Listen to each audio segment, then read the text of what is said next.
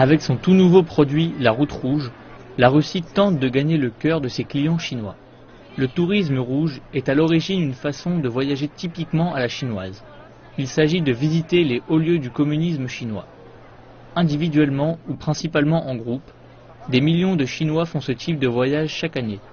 La Russie, qui partage avec la Chine une certaine similitude en ce qui concerne le modèle de développement, estime que la route rouge, qui inclut les destinations comme le village natal de Lénine, va non seulement intéresser les touristes chinois, mais aussi relier les deux peuples.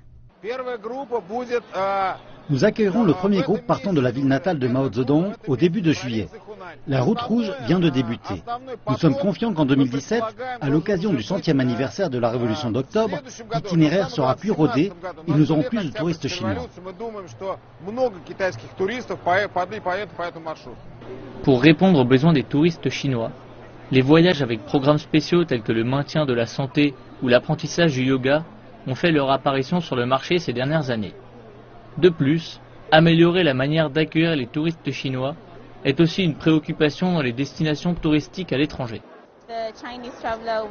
Les touristes chinois préfèrent un guide qui puisse parler leur langue. Au Kenya, de plus en plus d'agences de voyage offrent des guides qui peuvent parler le chinois.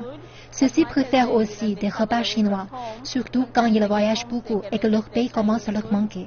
Nous avons aussi de plus en plus de restaurants chinois pour répondre à leurs besoins. D'après les statistiques, l'année dernière, près de 10 millions de voyages ont été effectués par les Chinois dans des pays étrangers. Au salon du tourisme, la concurrence est féroce. De nouvelles destinations comme le Bangladesh, l'île Maurice ou l'Algérie ont fait leur apparition. Et les pays qui ne sont pas représentés pour la première fois n'épargnent pas non plus leurs efforts pour vendre leur charme. La Côte d'Ivoire, pays de l'Afrique de l'Ouest, après avoir tenté sa chance l'année dernière, est revenue cette année avec un stand 6 fois plus grand. Sur place, le champion national du chocolat présente aux visiteurs chinois la culture du cacao, qui est l'atout touristique de leur pays. L'année dernière, nous avons eu un petit stand. Cette année, nous faisons en sorte d'avoir un très grand stand, un beau stand, pour attirer plus et faire connaître aux Chinois ce que c'est que la Côte d'Ivoire. La Côte d'Ivoire, à travers ses produits, son cacao, son chocolat, à travers Drogba, son grand footballeur, nous sommes ici pour dire que la destination est possible pour les Chinois. Le salon du tourisme se déroulera jusqu'à la fin de cette semaine.